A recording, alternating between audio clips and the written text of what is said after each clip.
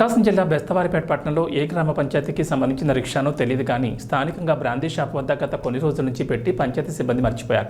ఈ విషయంపై బెస్తవారిపేట పంచాయతీ కార్మికుల నడక వాళ్ళ ఆ రిక్షా బెస్తవారిపేటకు చెందింది కాదని చెప్పారు. మరి అయితే చెట్టిచెర్ల పంచాయతీదా లేక నేకునాబాద్ పంచాయతీ రిక్షా అనేది ప్రశ్నగా మారింది. ఇంతకు ఏ పంచాయతీకి చెందింది అయితేనేమి ఈ రిక్షాను మాత్రం గాలి కుదిలేశారు.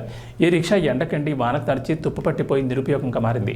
ప్రభుత్వ వస్తువులంటే ఇంతటి నిర్లక్ష్యమా అని స్థానిక ప్రజలు ప్రశ్నిస్తున్నారు. ప్రభుత్వ ధనాన్ని ఇదే విధంగా నిరుపయోగంగా మారుస్తున్నారు. ఇది ఎంతవరకు సమంజసం? అధికారుల ఇప్పటికైనా కళ్ళు తెరవండి. ఇప్పటికైనా రిక్షాను బ్రాందీ షాప్ వద్ద ఎందుకు పెట్టారు అనే విషయంపై, ఇక్కడికి ఎలా వచ్చింది, ఇక్కడ ఎవరు పెట్టారన్న విషయంపై పంచాయతీ కార్యదర్శులు ఆరా తీయండి. ప్రభుత్వ ఆస్తులను కాపాడండి అని ప్రజలు తెలిపారు.